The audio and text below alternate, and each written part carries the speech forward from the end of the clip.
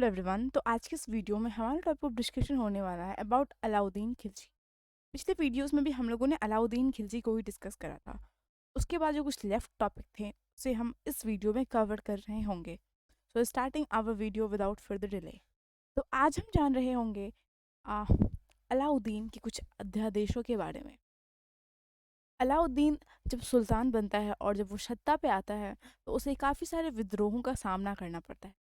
उस विद्रोह से निपटने के लिए और उससे ओवरकम करने के लिए जो अलाउद्दीन है वो कुछ अध्यादेश को जारी करते हैं। तो टोटल जो अध्यादेश हैं वो 4 हैं। 4 टोटल अध्यादेश हैं जो कि जारी किया जाता है अलाउद्दीन के द्वारा अ, उन विद्रोहों से ओवरकम करने के लिए, उस विद्रोह को निपटने के लिए।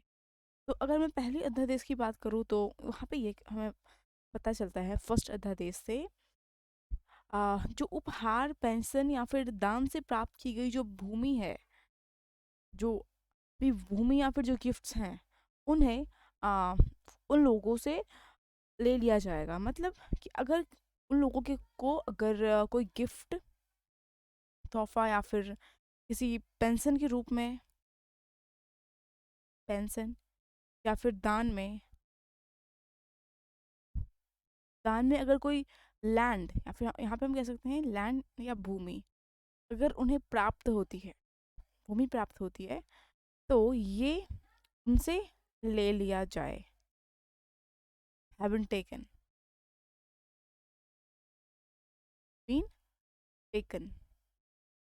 ये था पहला अध्यादेश।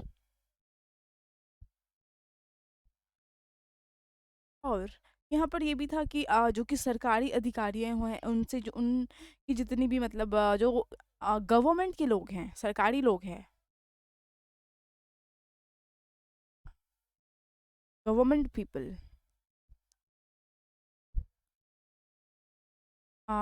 ये अधिकाधिक कर लेने का इन्हें आदेश दिया गया। मतलब जो नॉर्मल पीपल है उनसे गवर्नमेंट के लोगों को, जो गवर्नमेंट पीपल है, सरकारी लोग हैं, उन्हें अधिकाधिक या फिर हम कह सकते हैं इसे मोस्ट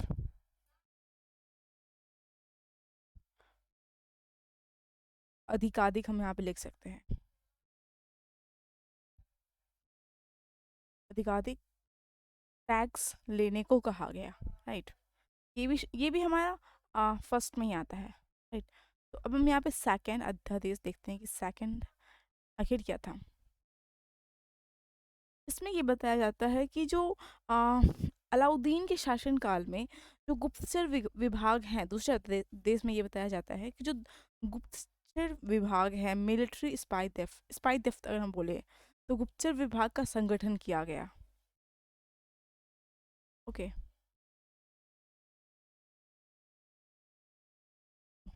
गुप्तचर विभाग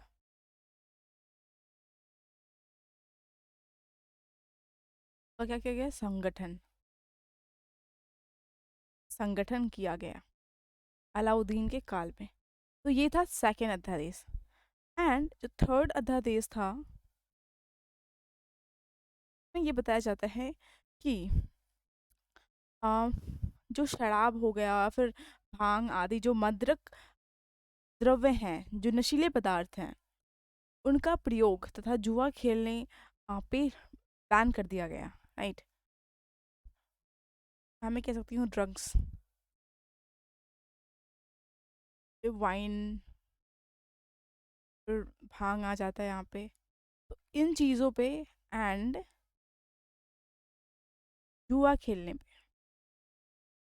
जुआ खेलने पे क्या हो गया, बैन लगा दिया गया, पे प्रतिबंध लगा दी गई। ओके। तो ये था हमारा थर्ड अध्यादेश। फोर्थ में ये बताता है कि जो कि सरदार थे और जो अमीर लोग थे, उनके राज्य में उनकी दावतों या फिर विवाह से संबंधित कुछ जो चीज़ें होती हैं उन पे प्रतिबंध लगा दिया गया। यहाँ हम कह सकते हैं जो अमीर थे, अमीर सरदार थे, आ, वो जो दावत करते थे, दावत विवाह से रिलेटेड, विवाह में कोई दावत या फिर नॉर्मली जो दावत करते थे उन पे बैन लगा दिया गया कि वो अब नहीं कर सकते हैं, राइट।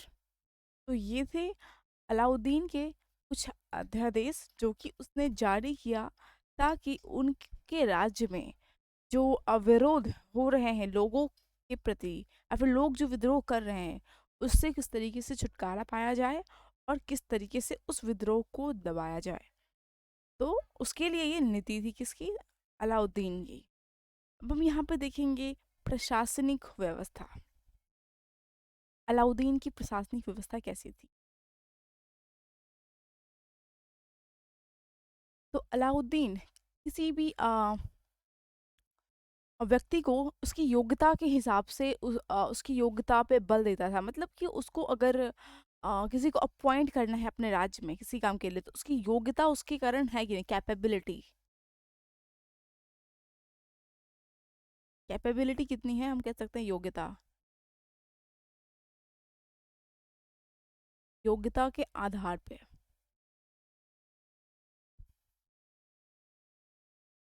योग्यता के आधार पर।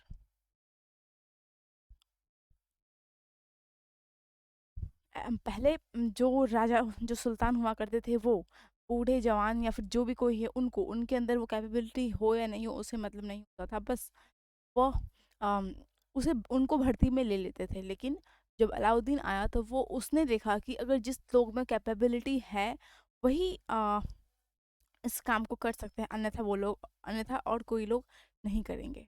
तो ये थी उसकी प्रशासनिक व्यवस्था। और जो नेक्स्ट है यहाँ पे, तो अलाउद्दीन ने गुप्तचर विभाग बनाया।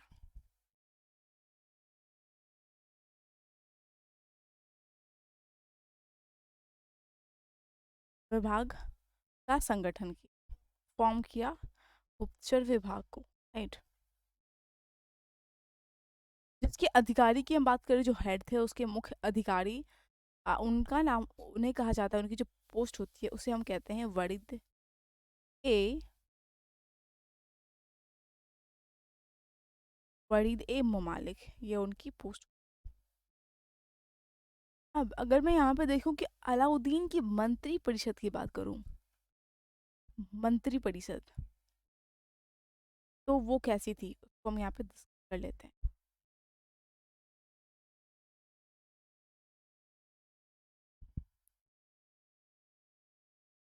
पहली थी हमारी दीवाने वजारत।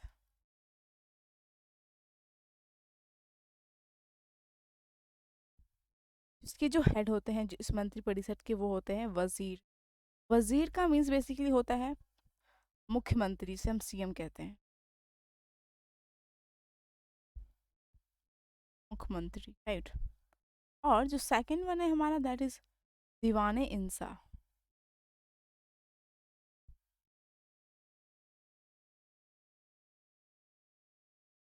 दीवाने इंसा के जो हेड होते हैं दैट इज कॉल्ड एज शाही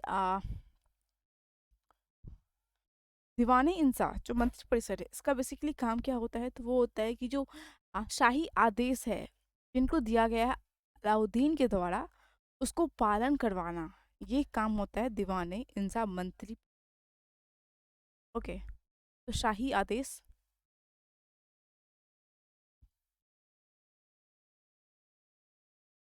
का पालन करवाते थे, करवाना, राइट। और जो थर्ड है हमारा दैट इज दीवाने आरिज।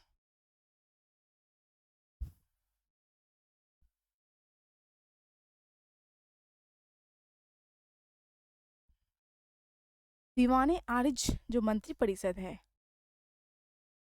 इनका बेसिकली सैन्य विभाग से ये रिलेटेड है। तो यहाँ होते हैं सैन्य मंत्री,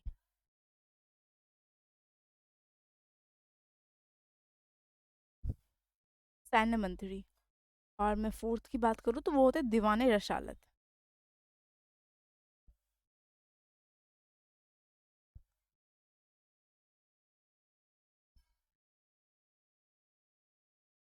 ये कौन से विभाग होते हैं, तो विदेश विभाग, फॉरेन से रिलेटेड विदेश विभाग होते हैं यहाँ पे। विदेश जो के रिलेटेड जो भी काम होते हैं वो इस विभाग में आते हैं और यहाँ उस काम को देखा जाता है। तो हमने यहाँ डिस्कस किया अलाउद्दीन की मंत्री परिषद। एक बार हम इसे फिर से रिव्यू कर लेते हैं। दैट इज दीवाने वजारत, देन दीवाने इंसा, देन दीवाने आरिज, देन दीवाने रसालत। दीवाने वजारत मीन्स मुख्यमंत्री यहाँ काम करते हैं, एंड उसके बाद दीवाने इंसा, तो यहाँ पे दीवाने इंसा मंत्री परिषद का काम ये होता है कि वो शाही आदेश का पालन करवाते हैं। उसके बाद जो दीवाने आरिज है वो सैन्य विभाग से रिलेटेड है, यहाँ पे सैन्य मंत्री होते हैं। और दीवाने रसालत ये विदेश विभाग से रिलेटेड है, यहाँ विदेश फॉरेन के जो काम होते हैं वो यहाँ पे की जाती है, राइट। और अगर मैं यहाँ पे बात करूँ जो यहाँ पे दीवाने रियासत है, फिफ्थ है हमारा दीवाने रियासत।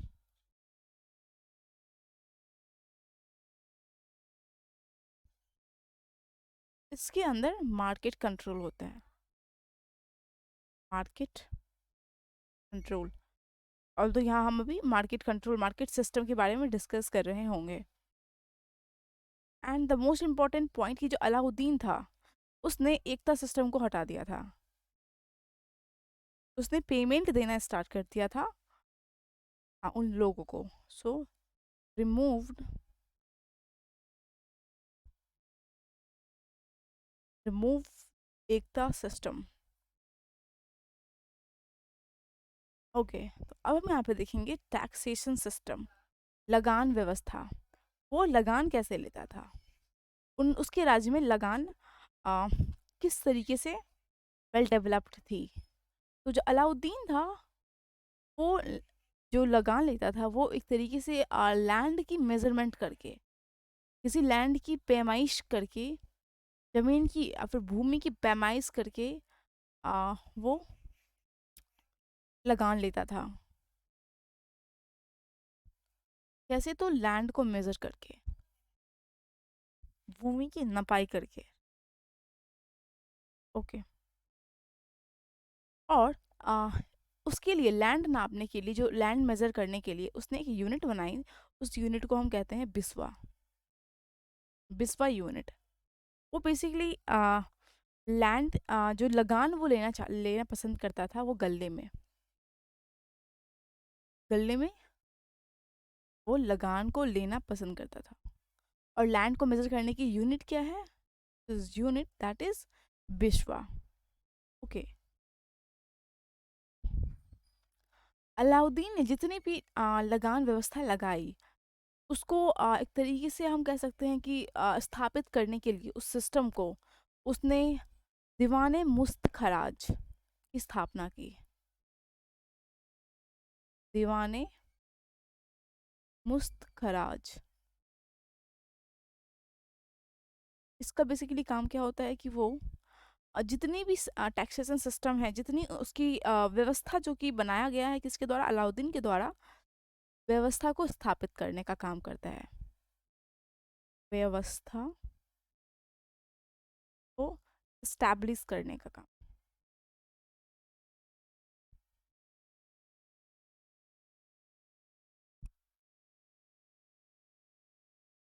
और अलाउद्दीन ने जो टैक्स लिया वो बेसिकली उसके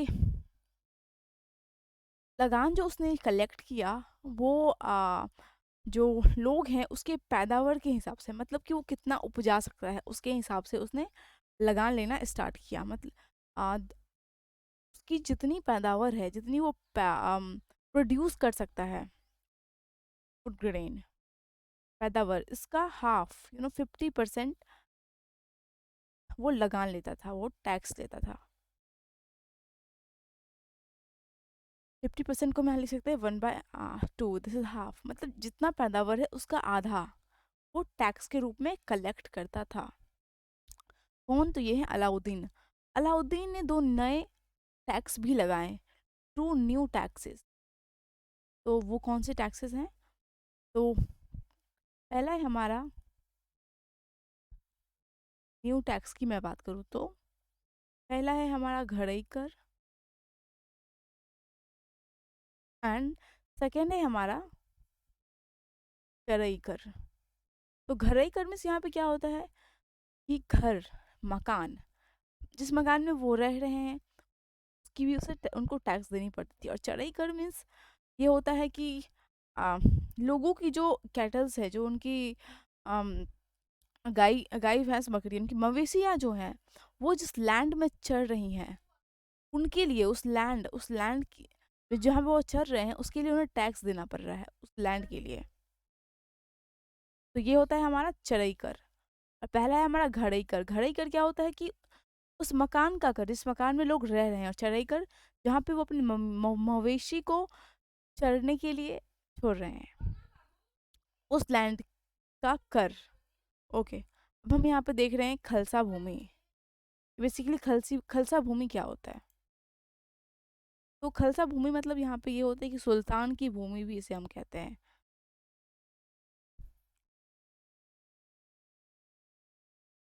खालसा भूमि।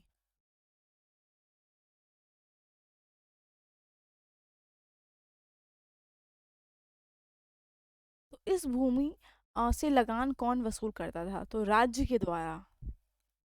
जो राज्य हैं वो भूमि की लगान वसूल करते हैं। लगान वसूल करते हैं, राइट। तो ये हमने देखा अबाउट द टैक्स कलेक्शन, की टैक्स वो किस तरीके से कलेक्ट करते हैं। इसके अलावा उन्होंने 27 टाइप ऑफ टैक्सेस ली कल, जैसे कि उसमें आता है हमारा जजिया, जकल, खिराज, खुम्स, ये सब वहाँ पे टैक्सेस आती हैं। ओके, तो यहाँ पे हम आप डिस्कस कर रहे होंगे about the this one, that is सैनिक व्यवस्था। सैनिक व्यवस्था मीन्स क्या होता है? Military system. अलाउद्दीन के टाइम में ऐसा होता था कि अगर जिस राज्य के पास या फिर जिस सुल्तान के पास जितना ज़्यादा सेना है, उतना ज़्यादा ही प्रभावशाली या फिर इतना पावरफुल उसको वो राज्य है, और वो राजा, वो सुल्तान उतना ज़्यादा पावरफुल है जितना ज़्यादा उसके पास सेना होगा। तो सेना पे जो मिलिट्री सिस्टम है, उस पर भी काफ़ी ज़्यादा ही स्पेशल ध्यान दिया गया अलाउद्दीन के टाइम में। अलाउद्दीन ने, अब मैंने बताया कि जो सेना को वो भर्ती करता था, अपॉइंटमेंट करता था, वो उसकी कैपेबिलिटी के हिसाब से, कैपेसिटी कैपेबिलिटी के हिसाब से, राइट।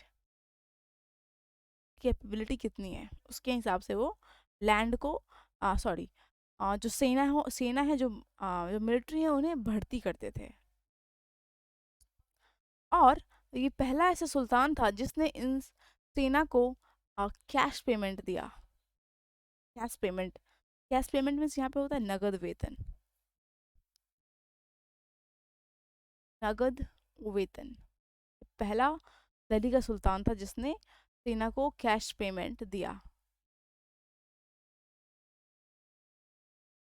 ओके, उसके बाद जो सेंटर में जो एरिया है, जो दिल्ली, उसके सेंटर में जो लोग, जो सेना जो यहाँ पे भर्ती होते थे, उस सेना को हम कोतवाल कहते हैं। तो बेसिकली कोतवाल कौन था? तो केंद्र में जो सेना नायक भर्ती किए जाते थे, केंद्र में सेना नायक,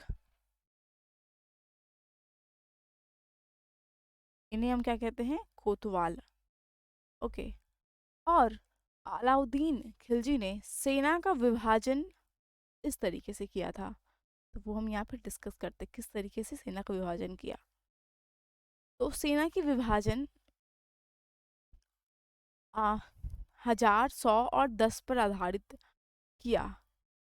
आ, जितनी जितनी उनको दी जाती है मनी, उसके हिसाब से इनकी पोस्ट डिवाइडेड है। अगर मैं 1000 की बात करूँ तो 1000 पे थे खान, और उसके बाद अगर मैं 100 की बात करूँ उस पे थे मलिक, और अगर मैं यहाँ पे 10 की बात करूँ, 10 पे कौन थे? अमीर, अमीरों कह सकते हैं, और एंड सिपा सलार, बेसिकली सैनिक, सिपा सलार। और जो 10,000 सैनिक की जो टुकड़ी होती है, 10,000 सैनिक, उनकी ग्रुप को हम यहाँ पे टूमन कहते हैं। 10,000 सैनिक की टुकड़ी है या फिर ग्रुप, हम क्या कहते हैं? टूमन। और अलाउद्दीन खिलजी ने जो अपने सैन्य है, सेना है, उन्हें ड्रेस प्रोवाइड किया। का एक परफेक्ट ड्रेस होता था, उस ड्रेस को पहन के वो बैटल्स में जाते थे। और उन्होंने घोड़ों को घोड़ों को दागने की व्यवस्था स्टार्ट की। दागने की, ये इसलिए क्योंकि जब युद्ध में किसी अगर जो सेना है, वो अपने घोड़ा को आसानी से पहचान सके कि उनका घोड़ा कौन सा है, इसी कारण से उन्होंने दागने की, घोड़ों को मतलब एक तरीके से उनके कुछ एरिया को जला दिया जाता था, जिससे कि वहाँ पे एक सांप टाइप से डेवलप हो जाता था, जिससे कि मालूम चलता था कि ये घोड़ा उस सेना का है। तो इसे हम कहते हैं दागने की प्रथा। और सेना को प्रॉपर ड्रेस प्रोवाइड की जाती थी। और जो सेना है, सेना की हुलिया को भी लिखा जाता था। सेना की हुलिया, हुलिया को लिखा जाता था। घोड़े की दागने की प्रथा, उसके बाद सेना के लिए परफेक्ट ड्रेस, प्रॉपर ड्रेस, और सेना की हुलिया को लिखा जाता था। तो अब हम देख रहे होंगे यहाँ पे बाजार व्यवस्था, मार्केट सिस्टम अलाउद्दीन खिलजी के टाइम में। अलाउद्दीन खिलजी का बाजार व्यवस्था में का इस्टेब्लिशमेंट करने का मतलब ये नहीं था कि वो जो सैनिक है उनकी वेतन में कमी करे, बल्कि उसका इंटेंशन ये था कि वो वस्तुओं की जो मूल्य है उसे बढ़ने से रोके। अगर मैं यहाँ पे इंटेंशन की बात करूँ तो वो क्या था? वस्तु की मूल्य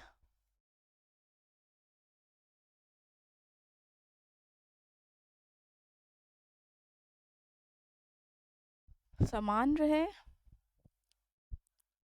एंड जो सैनिक हैं उनकी वेतन में कमी ना हो।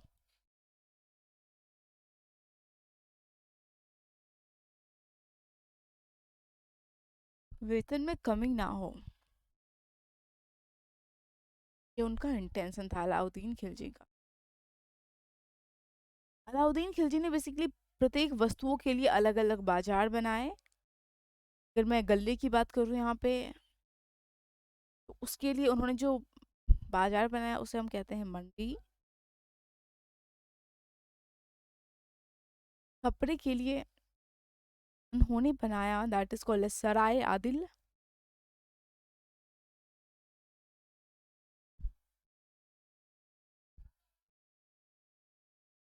और गुलाम के लिए, गुलाम एंड मवेशी के लिए सामान्य बाजार।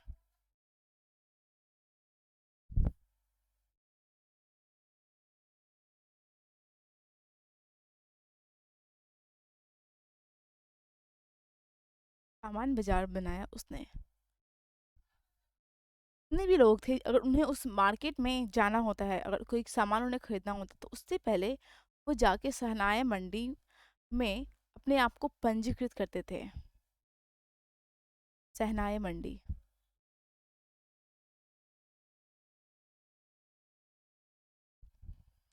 क्या करना पड़ता था उन्हें? अपने आप को पंजीकृत। क्यों? ताकि पंजीकृत करने के बाद वो इस यहाँ आके, इस बाजार में आके सामान खरीद सके।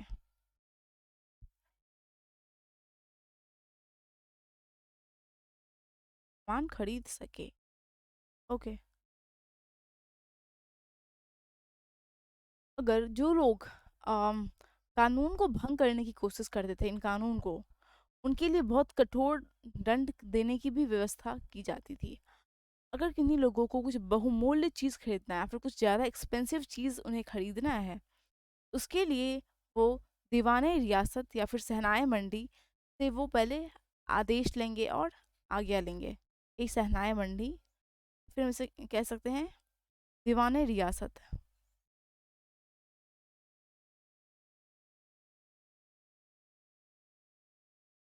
यहाँ से क्या करेंगे, पहले ऑर्डर लेंगे, उसके बाद वो किसी भी एक्सपेंसिव जो बहुमूल्य चीज़ है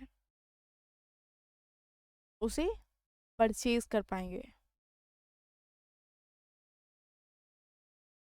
राइट, तो ये थे अबाउट द मार्केट सिस्टम। बाजार व्यवस्था किस तरीके की थी इनकी, तो अलाउद्दीन के टाइम में जो सहनाई मंडी है इसे हम चीफ ऑफ द मार्केट भी कहते हैं। क्या कहते हैं इसे हम, चीफ ऑफ मार्केट।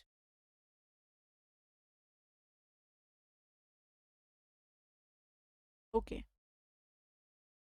और अलाउद्दीन खिलजी ने पब्लिक डिस्ट्रीब्यूशन सिस्टम भी स्टार्ट किया। इसका मतलब होता है राशनिंग सिस्टम, मीन्स कि सार्वजनिक वितरण वितरण करना उसने स्टार्ट किया, जिसे हम राशनिंग सिस्टम कहते हैं आज के टाइम में। ONING, rationing system.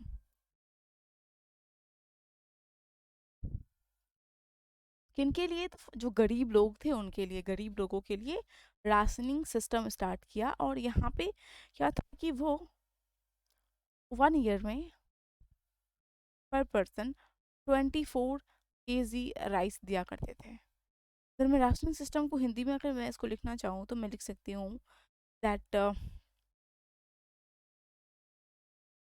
राशन विवरण, राशन विवरण प्रणाली। राइट, तो ये था अबाउट राशनिंग सिस्टम कि अलाउद्दीन ने इसे डेवलप किया था अपने राज्य में। अब अलाउद्दीन ने किन किन चीज़ों का निर्माण करवाया, तो यहाँ पे हम निर्माण को डिस्कस कर लेते हैं।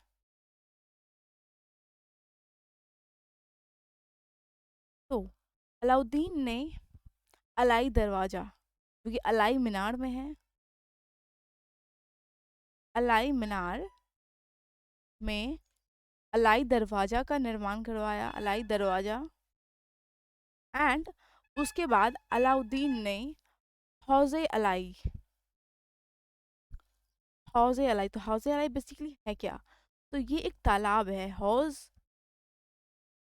ए अलाई, ये क्या है, एक तालाब है, इसका क्या करवाया, निर्माण करवाया।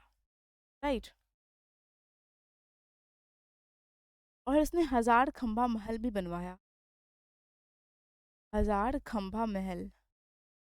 और इसने सीरी शहर की भी स्थापना की, सीरी शहर की स्थापना की। और इसने सीरी फोर्ट भी बनवाया। राइट, सीरी फोर्ट ने बनवाया अलाउद्दीन खिलजी ने। इसने चोर मीनार को भी बनवाया। चोर मीनार किसने बनवाया, अलाउद्दीन खिलजी ने। चोर मीनार की एक ऐसी खासियत थी कि छोटे छोटे यहाँ पे झरोखा बने हुए थे इस पूरे चोर मीनार में, जिससे कि बाहर के लोग इस यहाँ पे अंदर क्या चल रहा है, क्या हो रहा है, कुछ देख नहीं पाते थे। लेकिन इस झरोखे पे बैठ के लोग बाहर आसानी से निशाना लगा सकते थे कि बाहर कौन है, वहां पे उन्हें शूट कर सकते थे। तो ये चोर मीनार की एक खासियत है, और चोर मीनार इसी के लिए इसका निर्माण किया गया था। राइट, और अगर मैं यहाँ पे बात करूँ कि अलाउद्दीन खिलजी ने जो उसका अंतिम अधिनियम था वो ये था कि वो परवाना निवास की नियुक्ति किया उसने। अगर मैं अंतिम अधिनियम की बात करूँ,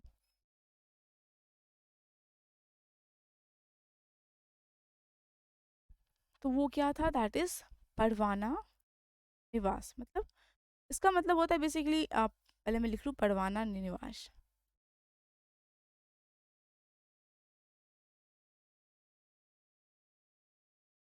परवाना नवेश, इसका ये मीनिंग होता है कि परमिट देने की जो वाले जो अधिकारी होते हैं, इनकी नियुक्ति करवाना। वो अधिकारी जो परमिट देते हैं, मतलब इंटर करने की इंटर करने के लिए परमिशन देते हैं, परमिट के लिए ऑर्डर दे रहे हैं, दैट इज, तो उन अधिकारियों को क्या करवाया, ने नियुक्त करवाया, हम कह सकते हैं इसे, ने अपॉइंट कराया इन्होंने, अलाउद्दीन खिलजी ने। और ये उनका अंतिम, हम कह सकते हैं लास्ट अधिनियम था इनका, अलाउद्दीन खिलजी का। ओके, और इम्पोर्टेंट पॉइंट यहाँ पे ये आता है कि अलाउद्दीन खिलजी के टाइम में जो मंगोल्स थे, मंगोल एंड अलाउद्दीन, उनके बीच बॉर्डर का काम क्या कर रहा था, कौन सी नदी इनके बीच बॉर्डर का काम कर रही थी, तो वो थी रावी नदी। रावी रिवर, तो हिंदी में लिखूं तो रावी नदी, working as a border between Mongol और अलाउद्दीन। ओके, तो ये किस टाइम की बात चल रही है, दैट इज इन 1306। ओके, तो आई होप मैंने यहाँ पे जितने भी इम्पोर्टेंट पॉइंट थे अबाउट अलाउद्दीन, उनके मार्केटिंग सिस्टम से रिलेटेड, उनके सैन्य व्यवस्था से रिलेटेड, मिलिट्री सिस्टम से रिलेटेड, एंड जो अदर फैक्ट्स थे कि उन्होंने किन किन चीज़ों का निर्माण करवाया, इन चीज़ों के बारे में हमने यहाँ पे डिस्कस किया। उसके बाद हम यहाँ पे देख लेते कि अलाउद्दीन की मृत्यु कैसे हुई। तो अलाउद्दीन की मृत्यु 5 जनवरी 1316 में हुई।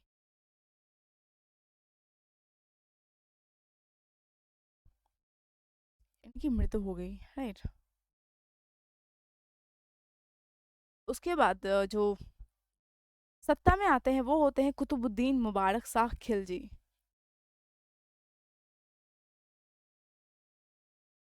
कुतुबुद्दीन मुबारक शाह खिलजी सबसे पहले ऐसे सुल्तान होते हैं जिन्होंने खुद को ही खलीफा मान लिया था, घोषित कर लिया था, खुद को, या फिर हम कह सकते हैं स्वयं को खलीफा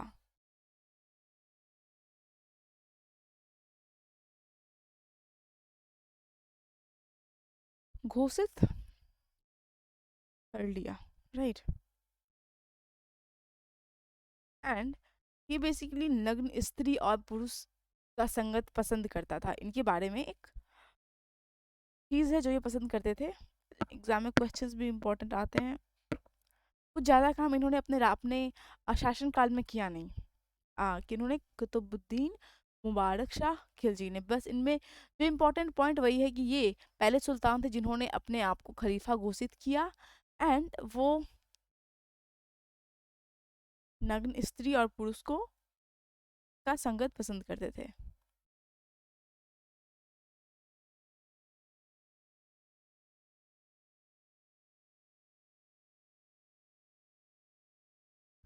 ओके, पसंद करते थे। मुबारक शाह, जो मुबारक शाह थे, फिर इनकी मृत्यु हो जाती है। उनके बाद शासन में आते हैं नजरुद्दीन खुसरो शाह। उन्होंने अपने शासनकाल में ज़्यादा कुछ किया नहीं, तो एग्जाम में से ज़्यादा क्वेश्चन भी नहीं आते, जो इंपॉर्टेंट क्वेश्चन थे वो मैंने यहाँ पर डिस्कस कर लिया। तो नजीरुद्दीन खुसरो शाह, तो नजीरुद्दीन खुसरो शाह जो थे, वो गद्दी पे कब आए, इन 1387 सितंबर। ये प्रथम भारतीय मुसलमान थे जो दिल्ली का शासन बना, राइट। ये प्रथम भारतीय मुसलमान थे, ये इंपॉर्टेंट क्वेश्चन आता है, मतलब ये उन्होंने अपना धर्म को चेंज किया, मतलब ये तो पहले मुस्लिम थे, बट